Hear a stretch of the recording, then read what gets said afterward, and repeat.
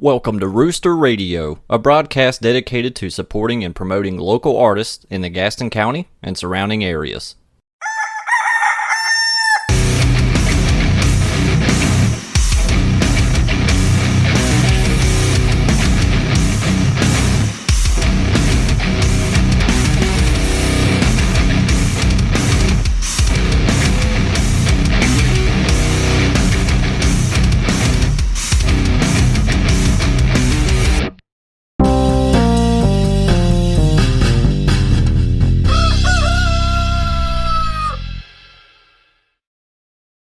Getting your acting gigs, where are you looking for those roles?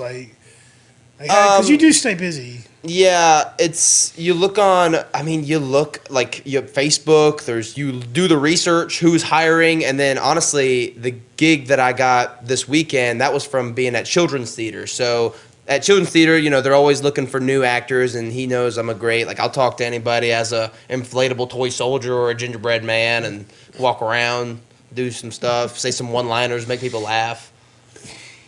Cool, very cool. I recognize really early on when you started coming to open mic, just your whole disposition, your personality, and then finding out that you were teaching children's theater and you're doing children's theater. I think I told Ariel this early on. I was like, if anybody is going to make it from Gastonia, it's this guy. Yep. Because of the versatility.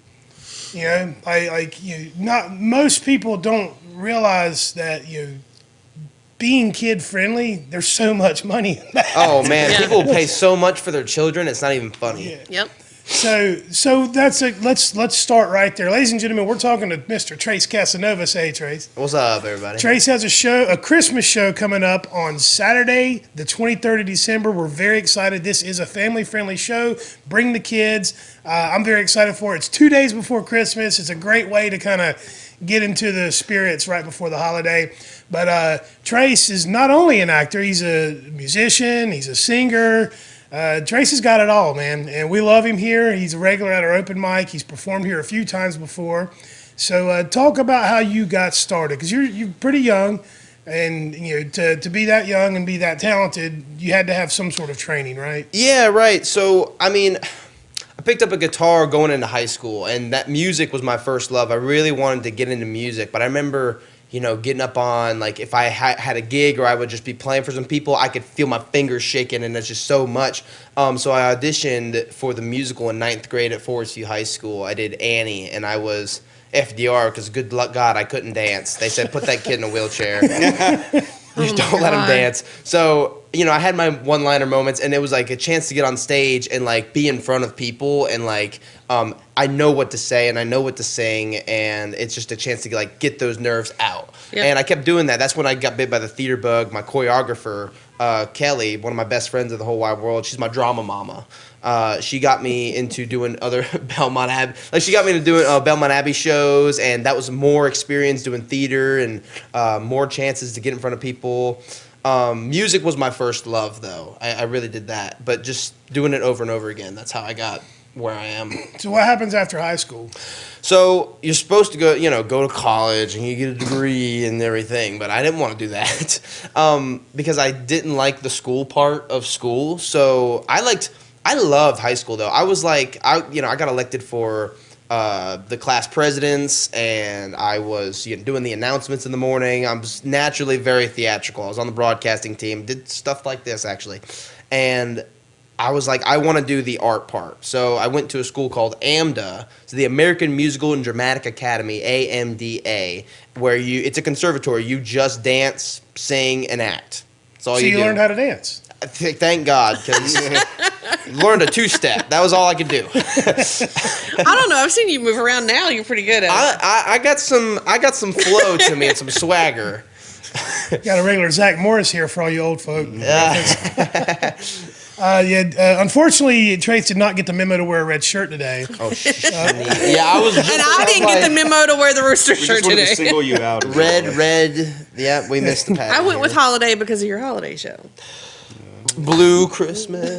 Yeah. Let's talk for a minute about the holiday show. Can Yeah. you give people an idea of what to expect for the holiday Yes. show? So, if you're not doing anything the night before Christmas Eve and you're home with the kid, we're gonna have a show, and I've been getting ideas. I'm actually gonna host it with my drama mama Kelly. We're gonna ham it up. We're gonna host it together. Now, I'm thinking of having a kid-friendly Act 1, and then we'll have a Adult Swim Act 2. And she is singing some hilarious songs. I got some good ideas, especially for Act 1. And I also have some of my theater friends coming from out of town that they'll be in town and they'll sing a little number. And I think we're gonna have a really fun show. I'm very excited for it. It sounds like a perfect show, like because everybody's family's going to be in town anyway, just for everybody to come. Right. So if you have the kid, and the kid's probably not gonna want to be past 9:00. Grandma, you know? grandpa are in town, all the aunts and uncles. Right, and if you want to send someone home with a kid and you want to stay later, Yep. we got some songs that'll be hysterical to watch as well. Yeah, and what's cool is Trace asked me to make this a donation show. So instead of buying a ticket at the door, which you still can, but it's going to be a donation. That way, if maybe you're at home with the kids that weekend and you've spent all your money On Christmas. and Yep. you don't have an extra $10, $20, $30, so come on down, give what you can, and have a great time. Yeah. Suggested 10 price, $10 for the price. And if you want to give $5, that's great. If you want to give us $100, we will take it. So yeah. Spoken like a real artist. Yep. So you go and you get some acting training and dance training and Right. stuff. And where was that at? This was in New York. This was I lived on West 70th Street. That's Upper West Side, Manhattan. It was first 2 months I was there. It did not feel real. It felt like a dream. It really Right. did. I came home and I was like, I just woke up. But then I went back and I was like, nope, we got to do this again. I can't believe it. It was wonderful. My teachers, they work in the industry and they really know what to tell you. It's not like you go to some university and I got a degree to become a teacher to teach about art. No, I feel like you can only teach it if you've been in it. I you have agree. to, you have to sink your teeth into it to know what it tastes like. Yeah, I mean, I would not only do I agree with that, I think that applies to just about every industry Yeah. as well. We love teachers, right? But to really learn a trade, you need somebody that has experience in the It's trade. almost and- condescending when somebody's trying to teach you how to do something they've never actually done. Right. Yeah. Yep. Yeah. So you get the training, you finish theater school, and you're in New York, and you come back to Yes. North Carolina. He left New York to come to the booming town of But wait, Gastonia. We're going I to do- clean this place up, baby. I do have a question. Were you in any shows in New York? So here's what they told us to do. Third semester, I remember we had a business class, and they said, this is your chance. You have later classes because in the mornings you're gonna go and audition for shows. But if you get the show, hey, we want to book you for Curly in Oklahoma. Well, you can't say yes because they have rehearsals day and night. So guess where you're going to school at night? You're going to Yeah. school. You would try out, and then if you get the part, you'd say, "I'm sorry, I've already accepted another role. I can't be there. Money comes first. Yeah. I don't know where my next paycheck's coming to." But then that's also kind of messed up because if they're like, why'd you audition if you didn't have anything? You know what I'm saying? I actually see the other side of that. I see why that's beneficial because not only are you getting the real life experience of auditioning, but you're also getting a little taste of the business end of things and learning how to say no. Absolutely. I think it's actually a good skill that they taught you. And it there. does It put is. you on their radar. Be like, hey, I remember this one kid from this casting call. Do we still have his information? Yeah, and I did do that a couple times. I remember going to an audition at the Producers Club, 44th Street. I was almost late. I had to ride a city bike to get there. I was like, the subway was closed. I had to go. But yeah, I did stuff like that, and I also got a live music gig at this really cool place. I can't remember the name of it. It's closed now, but it was a German and Italian place, and the head chef, he also played the piano and sang. Yeah, Oh, PA cool. system, and I was like, this is a super cool place. I was like, I'd love to play here, and he's like, I'll give you a shot. So you're doing cabaret style singing? Yeah, it was just me, my guitar, and just hanging out. My friends came and supported me. It was really nice. Yeah. So when you come back here, like, was there a plan in place to kind of get a career going with it? Like, what? Because I assume you immediately took that job at the theater, right? Yeah, so I actually auditioned. I sent in a tape for Children's Theater while I was still in New York. So I had that gig coming up, and I booked it.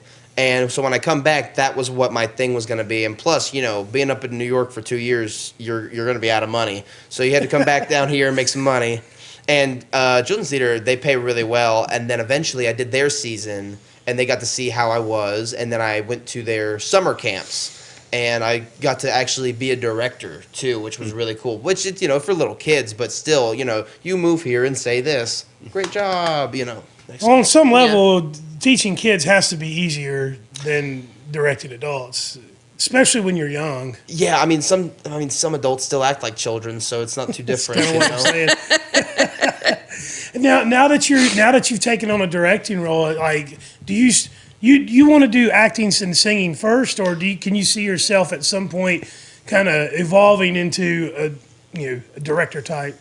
I'm a person who gets bored easily, so I would like to do a little bit of everything. When I get bored of acting, I'll try directing, or maybe I'll go back to music, or maybe I'll write a song. I don't know. I can't stand up, right? Or yeah, trying that too. I gotta hats off to you, brother. So Trace a couple months back decided he was going to try something different at open mic and started writing jokes and doing stand up. Yep. And he's got some clever premises. He's had a couple of good punchlines, but for the most part, you're up there just trying to figure it out. But what I love about watching it is that since you started to this past week when you went up, like, you're still like learning the being funny part of it, but it's like reading the room, handling the crowd, kind of flowing with the energy that's being given back to you. Like, you're getting all of those intangibles even before you're getting the killer jokes, and that's something that takes most people 10 years to develop. Yeah, right. So for the longest time, I also work with a company called Mr. Music Man. I'm still working with them right now. We go in the mornings to preschools, and I'll take my guitar and I'll dance with them. We'll learn about the guitar, how it works and everything. But it's doing that, and it's only 20 minutes of class. You're in there for maybe 20, 25 minutes at most. And if something doesn't work in the class, because kids will tell you how you're doing. They'll be like, they will. They're the most honest creatures. I don't get it, So they're honest, and sometimes you just need that. So I really got with saying things, and it's like you're up there on a stage. They're all watching you sitting on the rug, and they're waiting for something to be told to them, make them laugh. Or that's when I started thinking, when I kept doing that every day, I was like, I want to try this, but with grown-up humans rather than little humans. And then it's like open mic. If something doesn't work, well, it'll be over in about 8 minutes. Right. So then you don't have to do it anymore. You push through. Everything about you, Trace, your attitude, your approach, you're a winner. Thank you. Thank you. And I appreciate that you've kind of become a part of the family here, and you've chosen us to kind of be a place to work things out, because it's been really fun to watch you grow. Yeah. I remember when coming back from New York, I remember being so stoked about this place. I did open mics in New York too, and they weren't anything like this. They were just like, luckily we have this one light here. It'll be on while everybody else will be off. And you just sit there and, just holler at me when you're ready. And it's kind of the same here. It's very laid back, and you can do whatever you want. But this was in my hometown, and it had a stage, and there were lights, and there were people that came there every week to work on their craft. That's what I was extremely excited about. I remember going in first, and I was nervous, because I was I was so overwhelmed with this place that was in my home. I was very excited. Oh, well, thank you. Honestly, a lot of planning went into this, but what you're describing, the feeling, and we get similar compliments from all types of artists about this place, and it's probably just me being naive, just having not been jaded from working in this business for years and years. I had this idea and concept of the way I wanted to do things, and I guess it's just so different than the way everyone else is doing it. Now, whether or not it's going to work, time will tell. But I did want it to be artist friendly. I've never enjoyed going somewhere when you walk in and there's this intimidating energy in the room, and it's it's almost like a prove it kind of atmosphere that some places will create, where I was like, no, like, come on, like, Yeah. if you suck, the room's going to let you know you suck. Yeah. Or if you've got more to go, the room's going to show you the support and Right. give you the positive feedback and criticism that you need to get better. You know, I'm thinking of one guy right now Yeah. that I know you know what I'm talking Yep. about, but like, and every week he's asking like what you like, what you don't like, and wanting that criticism and taking that to heart and going back and working at it. You know, that's kind of the environment I wanted to create here. You know, more like a, you know, like at the risk of being corny, but like, you know, kind of like a mother hen kind of. Yeah. Rooster. Because I take that on because that same person I constantly like talk crap about themselves, and I'm immediately like, no. Yeah. Yeah. That's something we won't do here. We won't let you like be self-deprecating here unless you're on stage doing like humor or something. Yeah. But Right. we're not going to let you come off stage and make you feel like an asshole. Like, It's welcoming but honest. I think. Yeah. Yeah. and then the other side of that coin is, as an artist, you have to be willing to hear. You've got to be You able got to be to willing get to hear the that criticism Yeah. and know. Just like with your stand-up, from day one when you started doing the stand-up, I've been giving you, like, from my perspective, like pointers that I think you could What you use. noticed. Yeah. Yeah. Yeah, and I think it's important as an artist to be open to that type of criticism. Yep. I mean, I imagine you got plenty of that in school. I was just thinking about that. I was like, yeah, that's what I mean. And some people are so new to that. Like when they come in, they're not ready to be like, okay, so you didn't stand your ground, you didn't breathe, I didn't see, any of those notes. They'll let you know up there. I mean, because to be honest with you, because there's nothing worse than seeing an actor still be that actor pretending to be somebody instead of becoming. Right. You don't try. You just Yeah. do. There You is no just see, like, try. I'm Only doing do. Yeah. Some of the Yeah. best movies.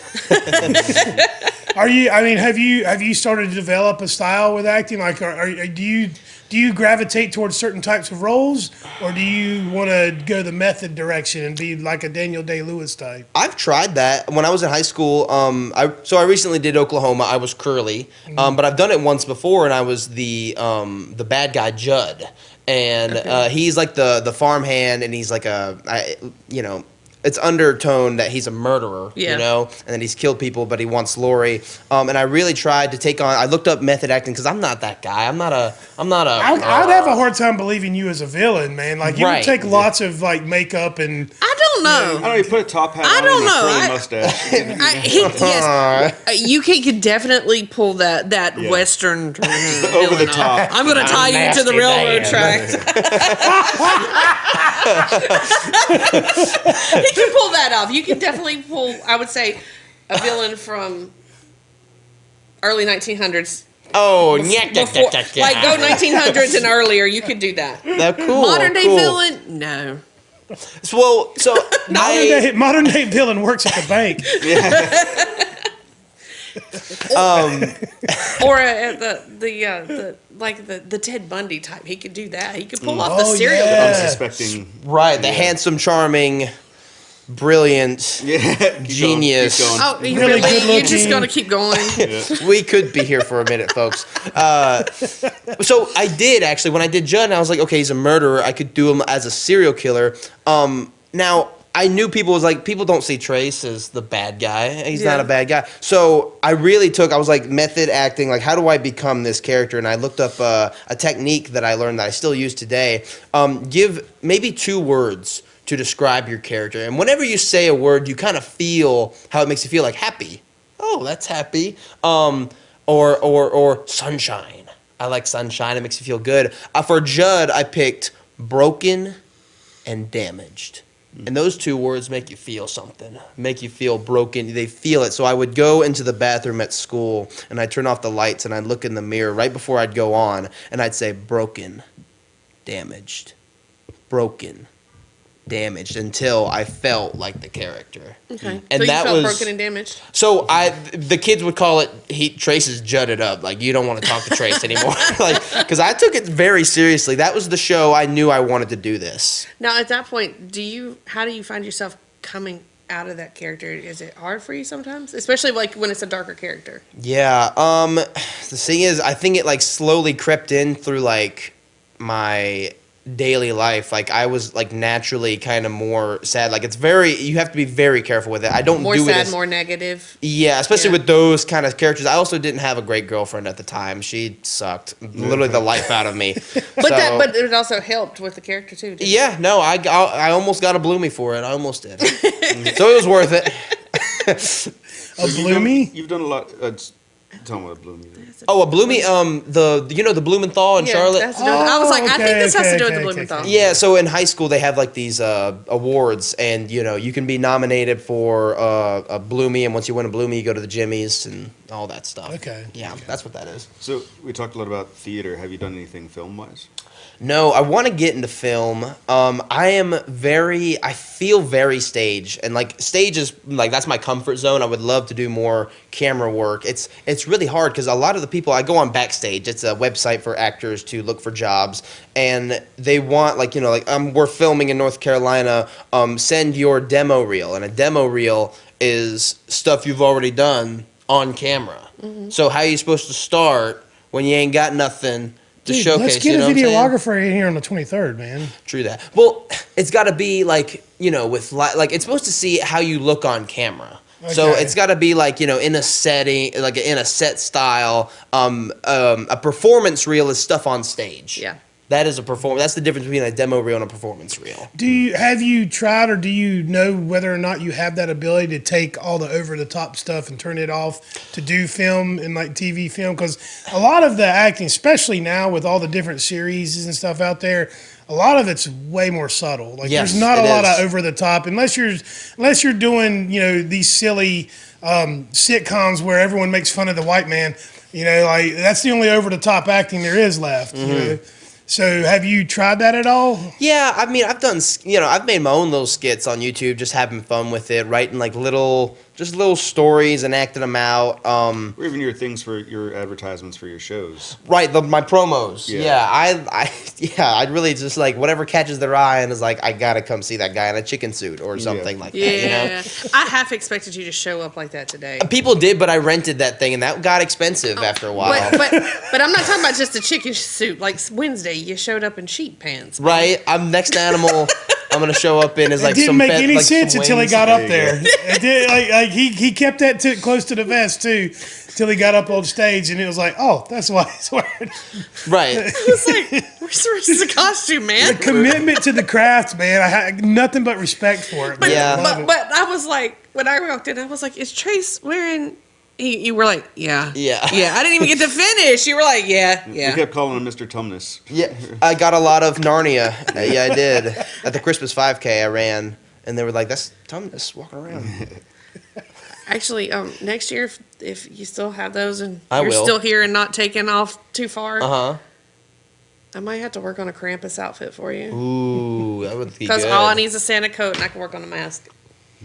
Let's talk about writing for a minute, because you've performed some original music here. Is your writing limited to just music, or have you tried to write theater or skits and stuff, or like when you get into that headspace and you want to write something, does it always kind of go toward I'm going to write a song?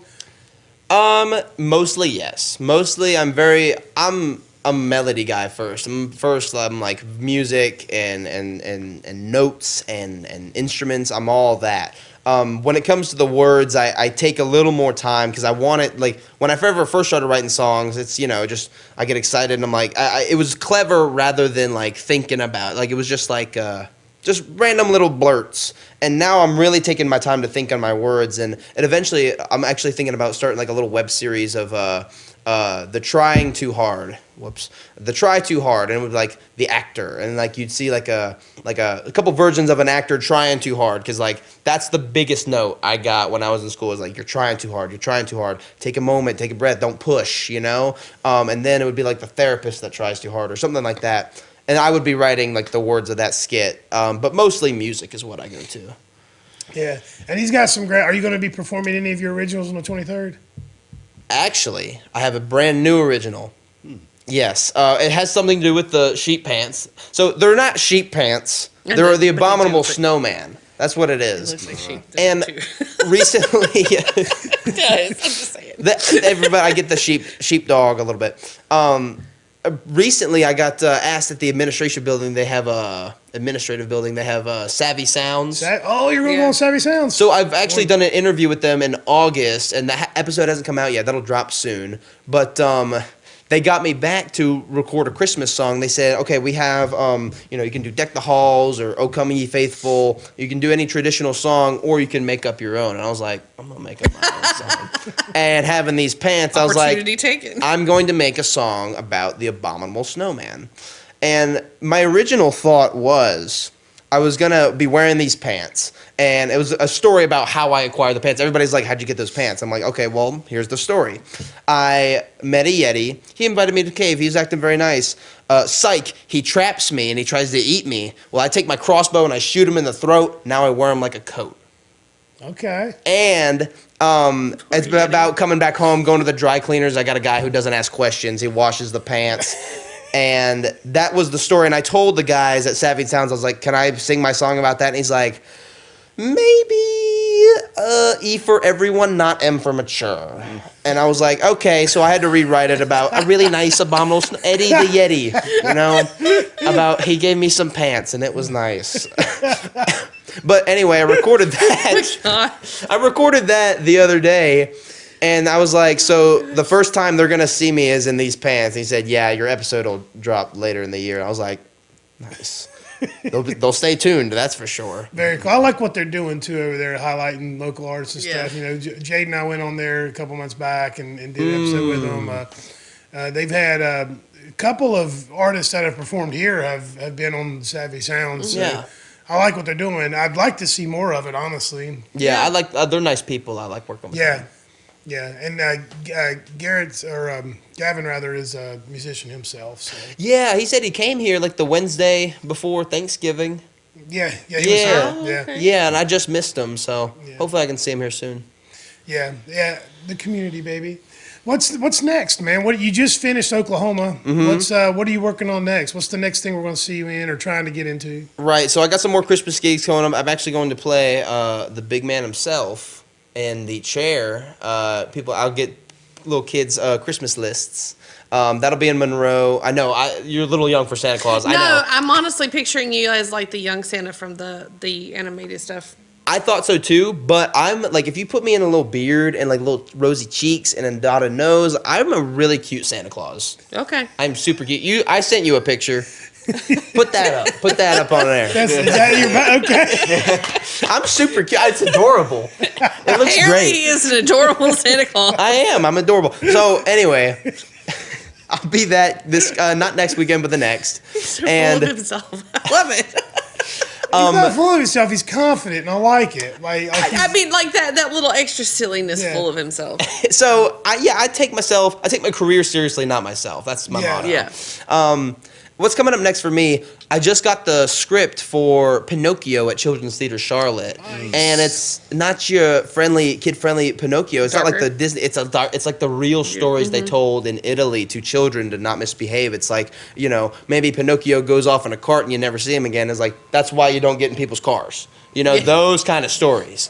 And it's like real, and how it is, it's a really cool script, the way they wrote it. So the audience comes in and they sit down in the theater, and then 5 painters come on the stage, and they're painting the set, and they're like, oh, you aren't supposed to be here yet. The show's next month. We haven't finished the set yet. And they're like, all right, well, you're not leaving, so you want to hear the story of Pinocchio. And then they take objects around the theater, like the mop for hair. He's Geppetto with the long gray hair. I actually play a really cool role as actor 5, the musician. He plays as many instruments as possible. And I actually picked up the accordion at Gaston Pickers, $50. Yeah, it was you a brought steal. that to open mic, right? Did I bring it to open mic? no, he hasn't. But I wish you would. I'm going to soon. Or did you talk about doing I- it?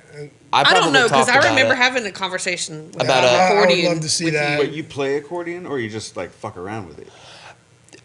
Both. I'm trying to get to the latter, but mostly the former. I love how this guy's got no limits, man. Yeah. Like it's like I'm going I don't play it, but I'm gonna try. Yeah. that's the part of myself I see in you is like just not being scared. Yeah. Like you said, don't try, just do. Like Yeah. you know, like that's kind of my motto. Just fucking do it. And I went to Gaston Pickers, got an accordion, and now he's gonna play the accordion. Yeah. Like I love this attitude, man. I'm really excited for it because I get to compose the music in the play. So whenever there's like an intense part, I get to do like a bellow shake. You know, I'm really excited to make that music. I'm gonna ask for a writing credit on the playbill. Yeah. Will you make sure I can come see that? Absolutely. Yeah, I'll make talk sure. about it every week I'm here. Okay. Yeah, I would love to come see that. Yeah, and it's not even just for kids. It's a children's theater, but I would go see that show. I would tell my grandpa to go see that show. It'd be really cool. I'm very excited for it. I got that coming up. Recently, I met the guitarist for Tangerine Trees. His name's Scott. Scott's the drummer. Scott's the drummer, and Steve is I can't remember his name. I can't remember the guy's name. But they were very nice men, and they saw me at Jimmy and Trisha's barbecue that they had. They had like a little setup to where the you can play some pasties. music. Yes. And I played, and they were like, "Hey, we want you to open for us at the Amos South End on January 12th." So I was very excited for that. Wait, you're gonna be opening for Tangerine Trees at Amos's on January 12th. January 12th. I'll start about 7 o'clock. And then the next day, January 13th, the Children's Theater hired me. I think they're going to open their show, Schoolhouse Rock. And every first Saturday they open a show, they have a Super Saturday. So a Super Saturday is like people come in, like for Narnia, they had a petting zoo outside. And like they have something for the kids to do out in the lobby. They hired me because they knew I do music. They wanted me to do like a 45-minute music set. And I was thinking, Schoolhouse Rock. Well, every time you watch a Schoolhouse Rock video, you learn something. So I'm thinking of doing a 45-minute set, history of rock and roll. So you start at like Johnny Be Good, you go down, and you let the kids jam. I'm thinking of hiring some people around that you've seen at open mic to really get the energy going, and it'll be a really cool show. It's a free show. You get you come in, and then maybe you get to see a cool musical with your kid afterwards. It'll be awesome. Very cool. Yes. There's so much to do now. Like there's so much going on. It's so cool because this is a lot of stuff I haven't heard yet about what you got going on the theater side of things. Yeah. But man, it's impressive, man. Thank you. I love that to see a young guy from here that's really putting in the effort and the time and the work. It's really cool, man. Yeah, really thank cool. you. Plug in one more thing. I'm recording the song, my original song, Voluptuous Lady. Okay, I wasn't sure if you wanted to bring that song up or not. PG-13. PG-13, I would say. yeah. Now, we all know you didn't meet her at the grocery store. I can put my face. Is my face as red as your shirts now? I got the memo now. Now he matches. Anyway, Are you going to record it for real? We're recording. I got Chris and I got Dave on the drums, Chris on guitar, and John on the bass. And I recorded the set we did on Wednesday, and I was like, okay, I think we did great. Here's some things I think we can fix and things we can make better. They're taking it so seriously, and I'm so happy for them. I'm trying to pay them as much as I can. It's not much, but I'm very glad. A lot of them said they'd do it for free, and I had to get people from here. I knew they would do great. We're recording that on December 11th, so it should be out by the end of this year. And so, are you going to have set up a profile with DistroKid or one of these services to get Spotify and Apple and? Yeah, I got to figure all that out. Okay. I'll probably ask some questions after we're done. Cool. So look for that in the coming weeks or months. Voluptuous Lady by Trace Voluptuous Casanova. Lady. Yep. Yeah. Do you want to talk for a minute about the Dr. Trace? Oh, the Dr. Dr. Trace. Trace. We're trying to get this on the menu here at the Yeah, Rooster. I'll plug. This is shameless. We're not sponsored, but Buffalo Trace. It's one of the greatest whiskeys. It's aged for 9 years, and the reason only drink it because it has the same name. that's not true. It's not true. This is what they call me out in the woods. I don't know why I can picture him with the Buffalo Lodge. Oh, yeah, the horns. Salts Hey, So this, that would be cool. With the pants. with the pants. All right, Buffalo Trace wants some money. We about to make you a commercial. Anyway, well, what I do here at the Rooster is I make everything about myself, and I tell Michael, I said, let me get a Dr. Trace. First time he's like, a what? And I was like, a Dr. Trace, Dr. Pepper, Buffalo Trace. I got my PhD. Yeah, I think we're going to make it a special. Yeah, Because I feel bad charging you so much money for that. I do. It's an expensive liquor. It's all worth it. It's all worth it. Oh my goodness. It'll be a special price just for you, Trey.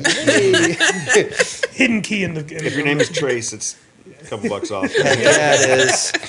No, it's so fun to fucking talk and hang out with you, man, and I'm so grateful that you've taken the time to kind of make us part of your life, and Yeah. he recently moved a little ways away, and he's still making the trek across the river to Yeah. I have come to. and be here at Open Mic because he's part of this community. Yeah. And I've told Arrow, I've told everybody, I've even told my wife, like when this guy makes it, I'm gonna miss the shit out of him, man. Yeah. Because I 100% believe you keep on that grind you're on. It's some people are just undeniable. When it comes to talent and drive, and as long as you don't knock anybody up, you'll think you'll be okay. I'm wrapping it up every night, Michael. I mean, to be Whether there's a lady there or not. Right.